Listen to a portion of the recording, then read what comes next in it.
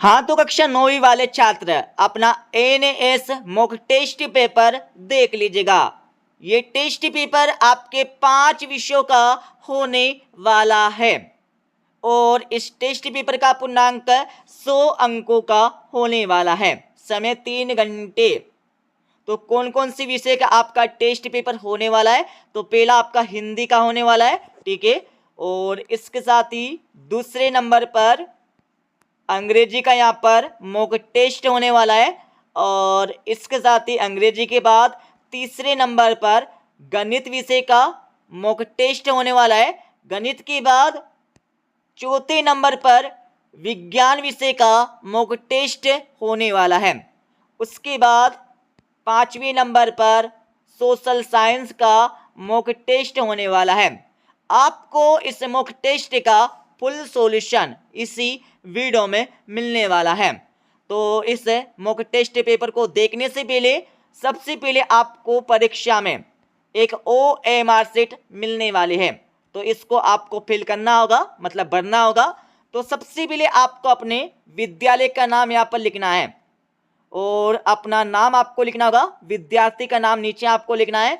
उसके बाद you dash school code number आपको यहाँ पर लिखने होंगे और डेट ऑफ बर्थ जन्म तारीख आपको यहाँ पर लिखना है। इसको लिखने के बाद नीचे हम आएंगे, तो नीचे आने के बाद यहाँ पर देख लीजिएगा डेट आपको यहाँ पर लिखना होगा, तारीख आपको लिखना है और आपको अपने हस्ताक्षर यहाँ पर करने होंगे, ठीक है। तो इस प्रकार से यहाँ पर OMR शीट मिलने वाले है और जो भी आप प्रश्नों के जवाब देंगे तो आपको यहाँ पर गोला पर नीले की पेन से टिक करना होगा, ठीक है। अब यहाँ पर क्वेश्चन पेपर देख लीजिएगा, मतलब मॉक टेस्ट पेपर देख लीजिएगा। सबसे पहले यहाँ पर चलेंगे हिंदी से, तो हिंदी का टेस्ट पेपर देखेंगे, उसके बाद अंग्रेजी का, उसके बाद गणित का, उसके बाद विज्ञान का, उसके बाद सोशल साइंस का। तो हिंदी विषय में हमारा पहला क्वेश्चन दिया है, दिए गए गद्यांश को पढ़िए और प्रश्न संख्या 1 से लेकर 5 तक के उत्तर दीजिए। तो सबसे पहले आपको क्या करना है, इस गद्यांश को ऊपर से लेकर नीचे तक पढ़ना है, ठीक है। तो इसको पढ़ लीजिएगा। इसको पढ़ने के बाद आपको 1 से लेकर 5 तक के प्रश्नों के उत्तर इसी गद्यांश से छाट कर लिखना होगा, ठीक है। तो इसको पढ़ लिया होगा आपने। इसको पढ़ने के बाद पहला प्रश्न देख लीजिएगा, राम लाल की तबीयत क्यों खराब हो गई थी? तो किसके कारण हो गई थी ये आपको बताना होगा। तो पहले में आपको करेक्ट आंसर लिखना है, ए वाला, अत्यधिक काम के कारण, ठीक है, ये आपको लिखना होगा और आपको OMR शीट में ए नंबर को नीले की पेन से इस प्रकार से गोला करना है। और दूसरा देख लीजिएगा, गांव के प्रधान ने रामलाल की मदद किस प्रकार की? तो इसमें करेक्ट आंसर आपको लिखना होगा सी वाला, डॉक्टर की सारी फीस भरकर। और तीसरा देख लीजिएगा, गद्यांश के अनुसार मानवता का असली धर्म क्या है? तो तीसरे में आपको लिखना होगा सी वाला, संकट में दूसरों की मदद करना। चौथा देख लीजिएगा, रामलाल की आर्थिक स्थिति क्यों खराब हो रही थी? तो चौथे में आपको लिखना होगा ए वाला, फसल की कमी के कारण, ठीक है, ये आपको करेक्ट आंसर लिखना है। पांचवा देख लीजिएगा, गद्यांश का मुख्य संदेश क्या है? तो पांचवे में आपको करेक्ट आंसर लिखना होगा, कौन सा लिखना है? बी वाला, समाज में एकता और सहानुभूति की आवश्यकता, ये आपको करेक्ट आंसर लिखना होगा पांचवे में। अब आप सभी देख लीजिएगा 6 से लेकर 11 तक के प्रश्न। तो सबसे पहले आपको यहाँ पर एक गद्यांश दिया है, ठीक है। इस गद्यांश को पूरा ऊपर से लेकर आपको नीचे तक पढ़ना होगा, तभी आप इन प्रश्नों के उत्तर आसानी से दे पाएंगे। तो इस गद्यांश को ऊपर से लेकर यहाँ तक पढ़ लीजिएगा, 1 सेकेंड, यहाँ तक नीचे तक आप पढ़ लीजिएगा, ठीक है। देख लीजिएगा, यहाँ तक आपको पढ़ लेना है, ठीक है, ऊपर से लेकर नीचे तक आपको पढ़ लेना है। इसको पढ़ने के बाद 6 से लेकर 11 तक के आपके प्रश्न दिए। तो आपका 6वां प्रश्न देख लीजिएगा, ई कचरे के प्रदूषण को कम करने के लिए सरकार और कंपनियां कौन से उपाय अपना रही है? तो छठे में आपको लिखना होगा बी वाला, ई कचरे को निपटाने और रिसाइकल के तरीके, यह आपको लिखना होगा छठे में करेक्ट आंसर। ठीक है, OMR सेट में आपको बी वाला को आपको नीले की पेन से इस प्रकार से भर देना है। और देख लीजिएगा आपका 7वां प्रश्न यहां पर दिया, ई कचरे से जुड़े खतरनाक रसायन क्या कर सकते हैं।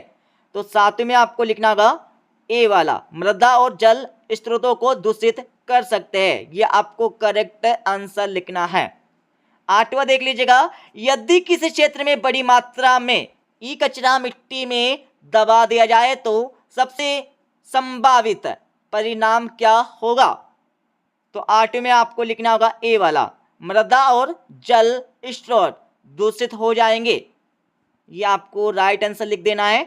और 9वां देख लीजिएगा, आप एक ऐसे क्षेत्र में रहते हैं जहां इलेक्ट्रॉनिक कचरे का सही निपटान नहीं होता, आपको अपने समुदाय को जागरूक करने के लिए क्या कदम उठाना चाहिए।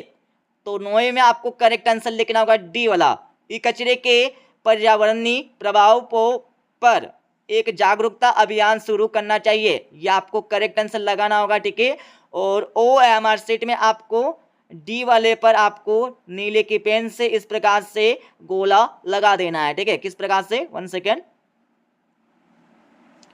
तो यहाँ पर नीले की पेन निकाल लेते हैं। वैसे यहाँ पर नीले की पेन यहाँ से नहीं मिलेगी बट मिल जाएगी, 1 सेकेंड। तो इस प्रकार से आपको नीले की पेन से इस प्रकार से आपको फिल कर देना है।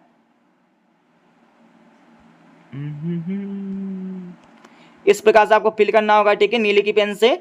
और यहाँ पर देख लीजिएगा आपका 10वां दिया है, 10वें में क्या पूछा है, ई कचरे को कम करने के लिए उपभोक्ताओं को कौन सा कदम उठाना चाहिए। तो 10वें में आपको लिखना होगा ए वाला, पुराने उपकरणों का रखरखाव और लंबे समय तक उपयोग करना चाहिए, यह आपको राइट आंसर लगा देना है। ठीक है, इन सभी के आंसर आपको कहां से लिखना होगा, तो गद्यांश को आपको सबसे पहले ध्यान पूर्वक पढ़ना है, उसको पढ़ने के बाद ही आपको इनके आंसर सही तरीके से लगाना है। ठीक है, और 11वां देख लीजिएगा, आपके घर में एक पुराना लैपटॉप है जो अब काम नहीं कर रहा है, इस लैपटॉप का सही निपटान करने का सबसे अच्छा तरीका क्या होगा। तो 11वीं में आपको लिखना होगा सी वाला इज करेक्ट आंसर। अब आप सभी देख लीजिएगा 12 से लेकर 15 तक के प्रश्न।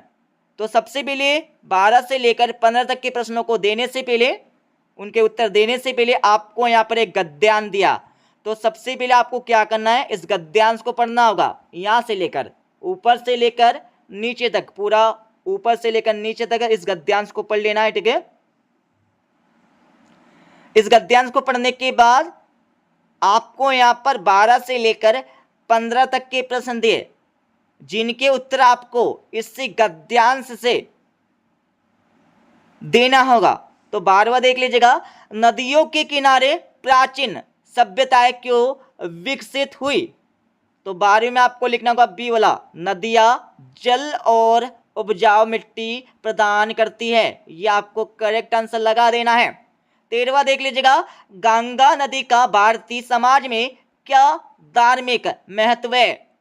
तो 13वीं में आपको लिखना होगा बी वाला, इसे मां के रूप में पूजा जाता है, यह आपको करेक्ट आंसर लगाना होगा। ठीक है, सभी के उत्तर आपको मिलने वाले गद्यांश में, बट आपको परीक्षा में टेस्ट देते समय गद्यांश को सावधानी पूर्वक पढ़ना है। 14वां देख लीजिएगा, नदियों के प्रदूषण का प्रमुख कारण कौन सा है। तो इसमें आपको लिखना होगा बी वाला, अवैध खनन और औद्योगिक अपशिष्ट, ये आपको करेक्ट आंसर लगाना है। और 15वां क्वेश्चन देख लीजिएगा, नदियों को प्रदूषण से बचाने के लिए क्या करना चाहिए। तो 15वें में आपको करेक्ट आंसर लिखना होगा बी वाला, नदियों में कचरा और रसायन नहीं डालने चाहिए, यह आपको करेक्ट आंसर लगाना होगा।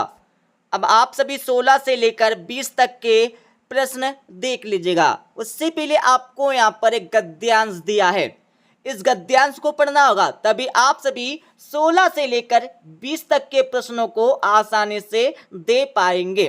तो आप सभी इस गद्यांश को ऊपर से लेकर नीचे तक पढ़ लीजिएगा। इसको पढ़ने के बाद यहाँ पर हमारा 16वां प्रश्न दिया है, तितलियां किस प्रक्रिया में महत्वपूर्ण भूमिका निभाती है। तो 16वें में आप सभी को करेक्ट आंसर लिखना होगा बी वाला, परागन। परागन आपको करेक्ट आंसर लगाना है। और इसके साथ ही यहाँ पर हमारा 17वां प्रश्न देख लीजिएगा, तितलियों की घटती संख्या का प्रमुख कारण क्या है।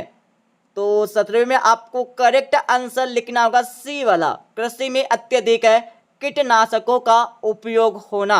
यह आपको करेक्ट आंसर लगाना है। 18वां देख लीजिएगा, परागन प्रक्रिया बाधित होने से किस पर प्रभाव पड़ता है। तो 18वें में आप सभी को करेक्ट आंसर लिखना होगा बी वाला, खाद्य सुरक्षा और पर्यावरणीय संतुलन। यह आपको करेक्ट आंसर लगाना है। और इसके साथ ही यहाँ पर 19वां देख लीजिएगा, तितलियों को संरक्षित करने का कौन सा उपाय सबसे अधिक प्रभावी है। तो 19वें में आपको करेक्ट आंसर लिखना होगा सी वाला, तितलियों के अनुकूल बागानों की स्थापना करना। ठीक है, यह आपको करेक्ट आंसर लगाना होगा। और यहाँ पर 20वां देख लीजिएगा, तितलियों को बचाने के लिए किस प्रकार की कृषि प्रणाली अपनानी चाहिए। तो इसमें आपको लिखना होगा पर्यावरण मित्र कृषि प्रणाली। यह आपको करेक्ट आंसर लगाना है। तो ये हमारा हिंदी का मॉक टेस्ट पेपर हो जाएगा कंप्लीट। ठीक है, तो 20 क्वेश्चन आने वाले हिंदी में। अब यहाँ पर चलेंगे अंग्रेजी की ओर। तो अंग्रेजी का मॉक टेस्ट देख लीजिएगा। तो इसमें सबसे पहले आप सभी को एक पोस्टर दिया है, इस पोस्टर को देख लीजिएगा। ठीक है, इस पोस्टर को देखने के बाद यहाँ पर हमारा 21वां क्वेश्चन दिया, what is the name of the poster. मतलब ये पोस्टर किसके ऊपर है, ये आपको बताकर लिखना होगा। ठीक है, तो 21वें में आपको करेक्ट आंसर लिखना होगा ए वाला, हेल्थी फूड। ठीक है, स्वस्थ भोजन, यह आपको लिखना होगा ए वाला इज करेक्ट आंसर। और 22वां आपका दिया है फूड फॉर फ्रूट फंक्शंस। तो इसमें आपको करेक्ट आंसर लिखना होगा बी वाला, बी वाला आपको करेक्ट आंसर लगाना है। अब यहाँ पर 23 वाला क्वेश्चन देख लीजिएगा। इसमें आपको पूछा है जो पोस्टर में कौन सा स्लोगन मतलब डायलॉग दिया गया है उसके बारे में आपको बताना होगा। तो यहाँ पर डायलॉग देख लीजिएगा कौन सा स्लोगन यहाँ पर दिया है, इट स्मार्ट बी स्मार्ट, ये हमारा श्लोक दिया है। ठीक है, तो इसमें आपको करेक्ट आंसर लगाना होगा बी वाला, it smart and be smart. अब यहाँ पर देख लीजिएगा अगला क्वेश्चन। तो इसमें सबसे पहले आपको एक पैसेज दिया है। तो सबसे पहले तो आप सभी को इस गद्यांश को पढ़ना होगा। ठीक है, इस गद्यांश को पढ़ने के बाद इसके नीचे आपको क्वेश्चन दिए, तो क्वेश्चनों के आंसर आपको यहाँ से लिखना है। तो आपका 24 वाला क्वेश्चन देख लीजिएगा, what does a postage stamp on a letter show. तो इसमें आपको करेक्ट आंसर लगाना होगा ए वाला। और दूसरा आपका दिया, तो दूसरे में आपको करेक्ट आंसर लगाना होगा ए वाला, अमंग एडल्ट्स। और 26 वाला क्वेश्चन आपका दिया है, तो इसमें आपको करेक्ट आंसर लगाना होगा सी वाला, विद इन 20 ईयर्स। 27 वाला क्वेश्चन आपका दिया, तो इसमें आपको करेक्ट आंसर लगाना होगा सी वाला। ठीक है, सी वाला आपको करेक्ट आंसर लगाना होगा।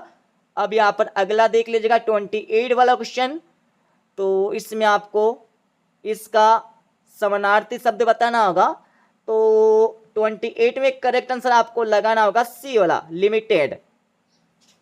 अब यहाँ पर देख लीजिएगा आपको यहाँ पर एक टाइम टेबल दिया है। ठीक है, इस टाइम टेबल को देखना होगा। टाइम टेबल को देखने के बाद आपको क्वेश्चन नंबर 29 से लेकर 33 तक के क्वेश्चनों के आंसर आपको इस टाइम टेबल को देखकर देना होगा। तो आप सभी इस टाइम टेबल को देख लीजिएगा। देखने के बाद इसके नीचे आपको 29 वाला क्वेश्चन दिया, what time does Anjali wake up in the morning. तो जो अंजलि है वो सुबह कितनी बजे उठ जाती है। तो इसमें आपको लिखना होगा बी वाला इज करेक्ट आंसर। और 30 क्वेश्चन आपका दिया जिसमें बताया गया है 6:30 बजे से लेकर 7:30 बजे के बीच में अंजलि कौन सा कार्य करती है, तो इसमें आपको लिखना होगा सी वाला रेगुलर एक्सरसाइज, ठीक है। और 31 वाला क्वेश्चन आपका दिया, तो इसमें आपको करेक्ट आंसर लिखना होगा ए वाला 1 आवर। और 32 वाला क्वेश्चन आपका दिया है, तो जो अंजलि है वो ब्रेकफास्ट मतलब नाश्ता कितनी बजे करती है, तो इसमें आपको लिखना होगा सी वाला इज करेक्ट आंसर। और 33 वाला क्वेश्चन देख लीजिएगा, जैसे कि अंजलि उठ जाती है सुबह, तो वो सबसे पहले किस सब्जेक्ट को पढ़ती है, तो इसमें आपको लिखना होगा डी वाला नॉन ऑफ दिस, क्योंकि इसमें ऑप्शन दिया है सोशल साइंस और बी वाला साइंस। यदि ऑप्शन में दोनों मिक्स थे, यदि दोनों मिक्स रहते तो आपको यहाँ पर ए एंड बी लगाना था, ठीक है, बट यहाँ पर मिक्स नहीं है, इसलिए आपको डी वाला नॉन ऑफ दिस आपको करेक्ट आंसर लगाना है। अब यहाँ पर देख लीजिएगा 34 वाला क्वेश्चन, ठीक है, 34 वाला क्वेश्चन पढ़ लीजिएगा। इसको पढ़ने के बाद इसमें आपको करेक्ट आंसर लगाना होगा डी वाला। एंड इसके साथ ही यहाँ पर 35 वाला क्वेश्चन आपका दिया, तो इसमें आपको करेक्ट आंसर लगाना होगा डी वाला, ठीक है। अब यहाँ पर देख लीजिएगा, आपको एक और पोस्टर यहाँ पर दिया, ठीक है, इस पोस्टर को आप सभी देख लीजिएगा। इसको देखने के बाद आपको क्वेश्चन नंबर 36 से लेकर 40 तक के क्वेश्चनों के आंसर इस पोस्टर को देखकर देना होगा। तो यहाँ पर देख लीजिएगा 36 वाला क्वेश्चन, 36 वाले क्वेश्चन में आपको करेक्ट आंसर लगाना होगा सी वाला। और 37 वाले क्वेश्चन में आपको करेक्ट आंसर लगाना होगा ए वाला। और 38 वाले क्वेश्चन में आपको करेक्ट आंसर लगाना होगा सी वाला। और 39 वाले क्वेश्चन में आपको करेक्ट आंसर लगाना होगा सी वाला, ठीक है। और 40 में आपको करेक्ट आंसर लगाना होगा सी वाला। अब यहाँ पर देख लीजिएगा, हमारा गणित विषय का मॉक टेस्ट पेपर आने वाला है। तो 41 वाला क्वेश्चन आपका दिया, मतलब 41 क्वेश्चन आपका दिया है, संकला की लुप्त संख्या होगी, तो इसके आगे कौन सी संख्या आएगी ये आपको बताकर लिखना होगा। तो इसमें आपको करेक्ट आंसर लगाना है ए वाला 30 आएगी। कौन सी संख्या आएगी, तो इसमें 30 संख्या आएगी, ठीक है, 30 आपको लिखना होगा। और 42 वाला क्वेश्चन देख लीजिएगा, यदि 3 किलो अमरूद की कीमत 135 रुपये है, तो रवि को 4 सही 1/2 किलो अमरूद खरीदने के लिए कितने रुपयों की आवश्यकता होगी, ये आपको बताकर लिखना होगा। तो 42 में आपको करेक्ट आंसर लिखना होगा 202.5 रुपये, ये आपको करेक्ट आंसर लगाना है। अब आप सभी 43 वाला क्वेश्चन देख लीजिएगा, निम्नलिखित में से कौन सा कथन असत्य है, तो इसमें आपको करेक्ट आंसर लिखना होगा डी वाला पूर्ण संख्याएं वाक्य के अंतर्गत संवृत्त होती है, ये आपको लिखना होगा। और 44वां वाला क्वेश्चन देख लीजिएगा, यदि एक घन का आयतन 64 सेंटीमीटर क्यूब हो तो उसका कुल पृष्ठीय क्षेत्रफल कितना होगा, तो कुल पृष्ठीय क्षेत्रफल आपको निकालना होगा। तो इसमें आपको करेक्ट आंसर लिखना होगा ए वाला 96 सेंटीमीटर वर्ग। 45वां क्वेश्चन देख लीजिएगा, जिसमें x का मान आपको बताना होगा, तो इसमें आपको करेक्ट आंसर लिखना होगा बी वाला 52 आपको करेक्ट आंसर लिखना है। अब आप सभी 46वां क्वेश्चन देख लीजिएगा, जिसमें आपको गुणनखंड करके लिखना होगा, तो इसमें करेक्ट आंसर आपको लिखना होगा बी वाला, ठीक है, बी वाला आपको करेक्ट आंसर लिखना है। अब आप सभी 47वां क्वेश्चन देख लीजिएगा, जिसमें क्या करना है, घटाए जाए तो निम्न में से क्या प्राप्त होगा, इनको घटाने पर क्या प्राप्त होगा यह आपको बताकर लिखना है। तो इसमें करेक्ट आंसर आपको लिखना होगा सी वाला आपको करेक्ट आंसर लिखना है, ठीक है। अब यहाँ पर 47 के बाद यहाँ पर 48वां क्वेश्चन देख लीजिएगा, बहुपद 3x + 5 का शून्यक है, तो इसका शून्यक आपको बताना होगा। तो 48 में आपको करेक्ट आंसर लिखना है सी वाला -5/3, ये आपको करेक्ट आंसर लिखना होगा।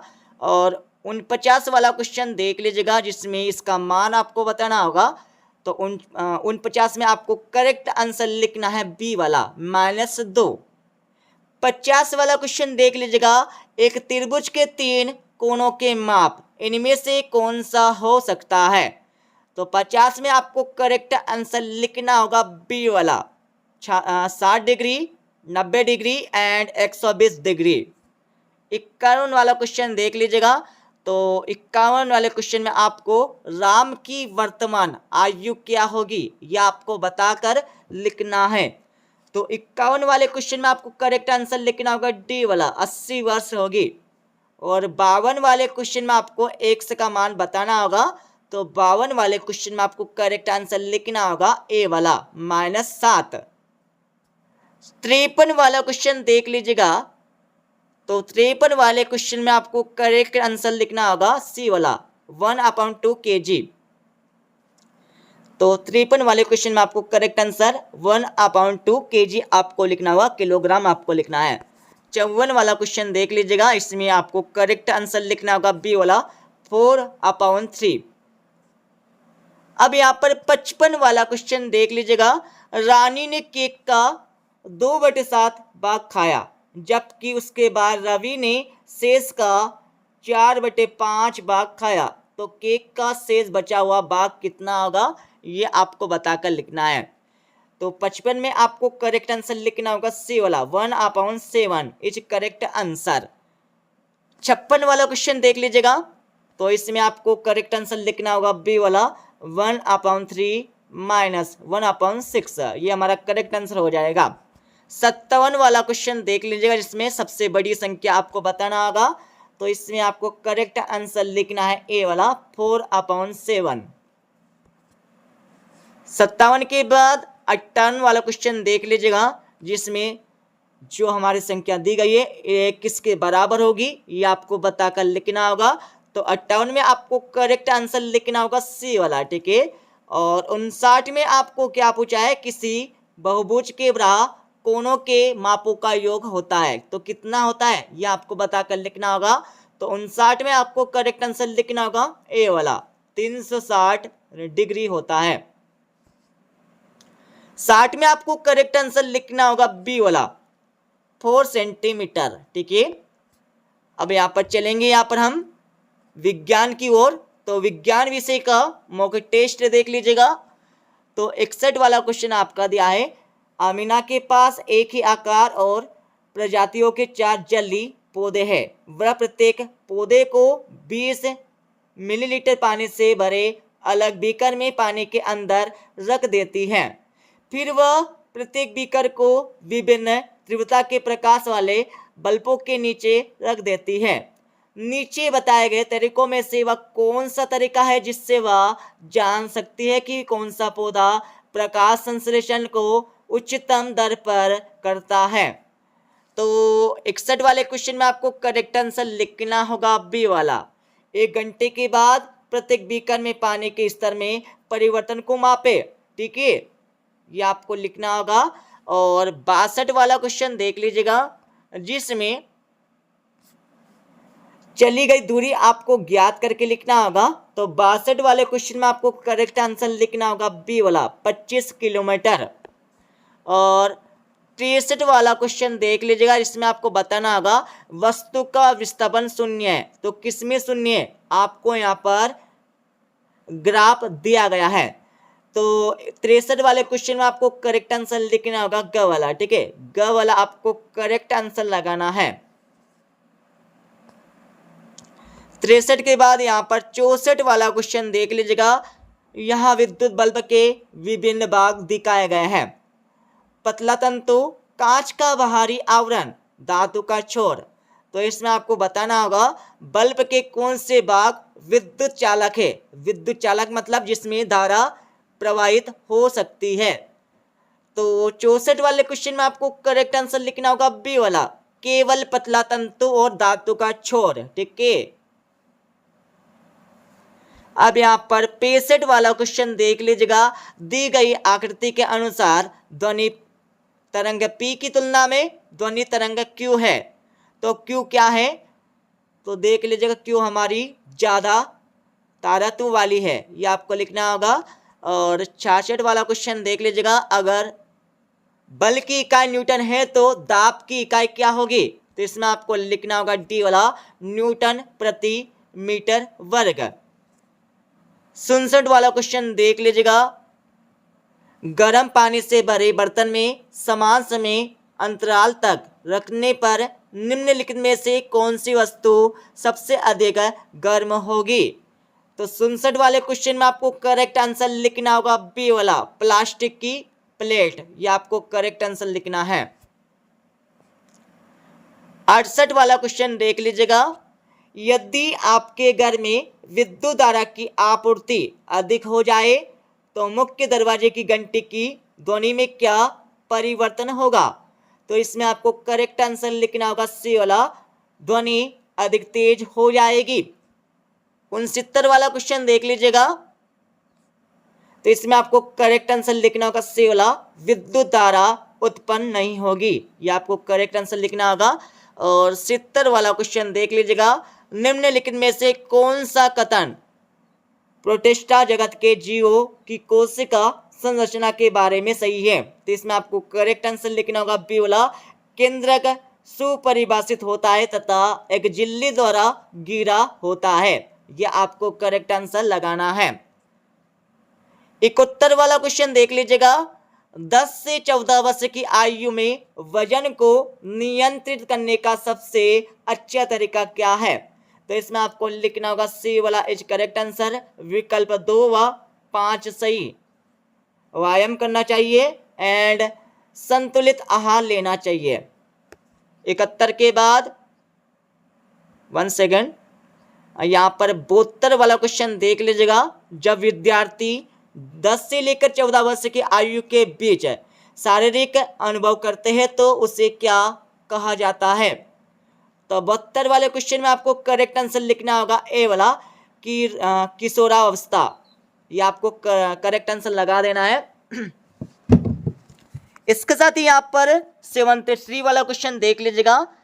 73 वाला क्वेश्चन आपका दिया है, प्रकाश की एक किरण तब अपवर्तित होती है जब। तो इसमें आपको लिखना होगा डी वाला, यह अलग अपवर्तनांक वाले दूसरे माध्यम में प्रवेश करती है। यह आपको करेक्ट आंसर लगाना होगा। और 74 वाले क्वेश्चन में आपको करेक्ट आंसर लिखना होगा ए वाला, हाइड्रोजन H2। 75 वाले क्वेश्चन में आपको करेक्ट आंसर लगाना होगा ए वाला, शहद कांच के गिलास में बैठ जाता है। ठीक है, बिल्कुल सही है। यहाँ पर शहद नीचे बैठ जाएगा और फिर पानी और तेल अलग हो जाते हैं तथा तेल पानी के ऊपर होता है। बिल्कुल होता है, पानी थोड़ा नीचे आएगा और तेल ऊपर तिरेगा। ठीक है, तो यहाँ पर ए वाला एच करेक्ट आंसर हो जाएगा। और 75 के बाद यहाँ पर 76 वाला क्वेश्चन देख लीजिएगा। इसमें आपको करेक्ट आंसर लिखना होगा बी वाला, उनके शरीर तेजी से बढ़ रहे हैं और नए प्रोटीन ऊतकों का निर्माण कर रहे हैं। ये आपको लिखना होगा। 77 वाला क्वेश्चन देख लीजिएगा। हम टिंडल प्रभाव देख सकते हैं जब। तो इसमें आपको लिखना होगा बी वाला इज करेक्ट आंसर। 78 वाला क्वेश्चन देख लीजिएगा। श्वसन और दहन रासायनिक परिवर्तन के उदाहरण हैं। इनके बारे में दिए गए विकल्पों में से गलत कथन की पहचान करें। तो इसमें आपको लिखना होगा बी वाला इज करेक्ट आंसर, दोनों उत्पाद के रूप में कार्बन डाइऑक्साइड उत्पन्न करते हैं। ये आपको करेक्ट आंसर लगाना है। ठीक है, 78 के बाद 79 वाला क्वेश्चन देख लीजिएगा। तो इसमें आपको डायरेक्ट करेक्ट आंसर लगा देना है बी वाला, शाम। शाम आपको करेक्ट आंसर लगा देना है। ठीक है, और इसके साथ ही यहाँ पर 80 वाला क्वेश्चन देख लीजिएगा। फूलों में विभिन्न प्रकार के रंग होते हैं। तो बिल्कुल होते हैं। उनकी खुशबू भी विभिन्न प्रकार की होती है। तो बिल्कुल होती है। फूलों में विभिन्न रंग और खुशबू होने का मुख्य उद्देश्य क्या है। तो इसमें आपको लिखना होगा बी वाला, परागण के लिए, अधिक कीड़ों को आकर्षित करने के लिए। यह आपको लिखना होगा करेक्ट आंसर। तो ये हमारा विज्ञान का मॉक टेस्ट हो जाएगा कंप्लीट। अब आप सभी सोशल साइंस का मॉक टेस्ट पेपर देख लीजिएगा।